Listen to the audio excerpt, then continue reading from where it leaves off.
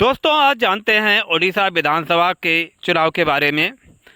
ओडिशा विधानसभा में इस बार बीजेपी ने हैट्रिक मार दी। ओडिशा विधानसभा चुनाव में भाजपा ने पहली बार बहुमत के साथ जीत हासिल की है। राज्य की 147 सीटों में से भाजपा को 78 सीटें मिली हैं। वहीं नवीन पटनायक की बीजू जनता दल को 51, कांग्रेस को 14, सीपीआई को 1 और अन्य को 3 सीटों पर जीत मिली है। भारतीय जनता पार्टी ने लोकसभा चुनाव में भी पहली बार भाजपा यहां पर बड़ी जीत दर्ज की है। राज्य की 21 सीटों में से भाजपा को 20 और कांग्रेस को 1 सीट मिली है। बीजेड और अन्य दलों को एक भी सीट नहीं मिली। 2019 में भाजपा को 8 और बीजेड को 12 और कांग्रेस को 1 सीट पर जीत हासिल हुई थी। इस बार भाजपा को 12 सीटें अधिक मिली हैं। ओडिशा में पहली बार भाजपा की सरकार बन गई है। 52 साल के मोहन चरण मांझी ने बुधवार को राज्य के मुख्यमंत्री के तौर पर शपथ ली। उनके साथ 2 डिप्टी सीएम कनकवर्धन सिंह देव और प्रभाती ने भी शपथ ली। मांझी मंत्रिमंडल में 13 मंत्रियों ने भी शपथ ली।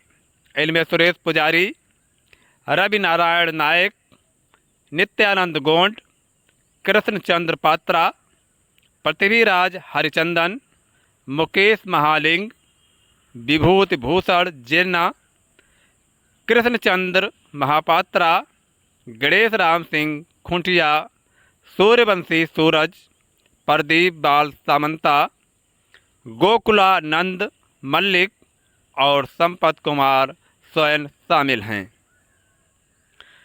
शपथ ग्रहण समारोह में प्रधानमंत्री नरेंद्र मोदी, रक्षा मंत्री राजनाथ सिंह, नितिन गडकरी, जेपी नड्डा, अमित शाह के अलावा उत्तर प्रदेश, गुजरात, छत्तीसगढ़, मध्य प्रदेश, असम, हरियाणा, गोवा और उत्तराखंड के सीएम भी मौजूद रहे। इससे पहले कांग्रेस के हेमानंद बिस्वाल राज्य के पहले आदिवासी सीएम थे। बिस्वाल 1989 से 1990 और 1999 2000 तक 2 बार सीएम रहे। राज्य के दूसरे आदिवासी सीएम गिरधर गमांग थे, हालांकि उनका कार्यकाल बहुत कम रहा। मोहन चरण मांझी केओंझर जिले के झोपड़ा ब्लॉक के रायकोड़ा गांव के रहने वाले हैं। वे यहां से 2019, 2009, 2000 में विधायक रह चुके हैं। 23% आदिवासी आबादी वाले ओडिशा में मांझी भाजपा का स्थानीय बड़ा आदिवासी चेहरा है। मांझी उसी समुदाय से आते हैं जिससे राष्ट्रपति द्रौपदी मुर्मू आती हैं, यानी मांझी संथाल आदिवासी समुदाय के हैं।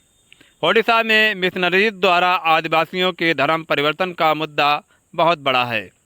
मोहन मांझी कन्वर्जन के खिलाफ केओंझर और मयूरभंज जिले में जमकर काम किया है। इसके अलावा वे 28 सितंबर 2023 को तब चर्चा में आए थे जब उन्होंने विधानसभा अध्यक्ष परमिला मलिक के पोडियम की तरफ दाल फेंक दी थी। तब उन्हें पूरे सेशन के लिए निलंबित कर दिया गया था। ओडिशा मिड डे मील में दाल को लेकर हो रहे भ्रष्टाचार को लेकर वे प्रदर्शन कर रहे थे। मांझी जीत दर्ज की। उन्होंने बीजू जनता दल के दिलीप कुमार नायक को 4588 वोटों से हरा दिया। प्रभाती एक सामाजिक कार्यकर्ता हैं। उन्होंने 1995 में उत्कल विश्वविद्यालय से एलएलबी की डिग्री और 2005 में उसी विद्यालय से पब्लिक एडमिनिस्ट्रेशन में एमए की डिग्री हासिल की। प्रभाती ने 2005 में ओडिशा हाई कोर्ट में एक वकील के रूप में भी कार्य किया। उनकी शादी पूर्व सरकारी कर्मचारी श्याम सुंदर नायक से हुई। प्रभाती परिदा के पति सरकारी अधिकारी थे जो कुछ साल से पहले रिटायर हुए। चुनावी हलफनामे के मुताबिक प्रभाती परिदा के कुल चल अचल संपत्ति 3.6 करोड़ रुपए है। अब जानते हैं डिप्टी सीएम कनवर्धन के बारे में। कनकवर्धन सिंह देव ओडिशा के एक प्रमुख राजनेता, ओडिशा के बोलांगीरी के शाही परिवार के सिंह देव के सदस्य हैं। उनके पिता राज सिंह देव हैं। दिल्ली यूनिवर्सिटी से ग्रेजुएशन की है। पढ़ाई पूरी करने के बाद उन्होंने 1995 में सक्रिय राजनीति में कदम रखा।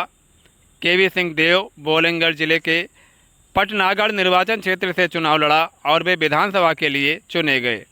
तब से वे बार बार 12वीं, 13वीं और 14वीं, 15वीं ओडिशा विधानसभा के लिए चुने गए। नवीन पटनायक के तहत ओडिशा सरकार में शहरी विकास और सार्वजनिक उद्यम के कैबिनेट का जिम्मा भी संभाला। अपने राजनीतिक जीवन के अलावा वे किसान भी हैं और समाज सेवा में लगे हुए हैं। संगीत, बास्केटबॉल, क्रिकेट उनकी खास रुचि है। उनकी पत्नी संगीता कुमारी सिंह देव ओडिशा बोलंगीर निर्वाचन क्षेत्र का प्रतिनिधित्व करने वाली 3 बार सांसद रह चुकी हैं। राज्य में भारतीय जनता पार्टी जीत के बाद काफ़ी चर्चा थी कि बीजेपी ओडिशा मुख्यमंत्री को लेकर धर्मेंद्र प्रधान के नाम पर विचार कर सकती है, लेकिन संबलपुर सीट से सांसद धर्मेंद्र प्रधान मोदी सरकार के तीसरे कार्यकाल में मंत्री बन गए हैं। उन्हें शिक्षा मंत्री का जिम्मा दिया गया है। गाइस, आज के वीडियो में बस इतना ही और आपसे मिलते हैं नेक्स्ट वीडियो में। Thanks for watching video.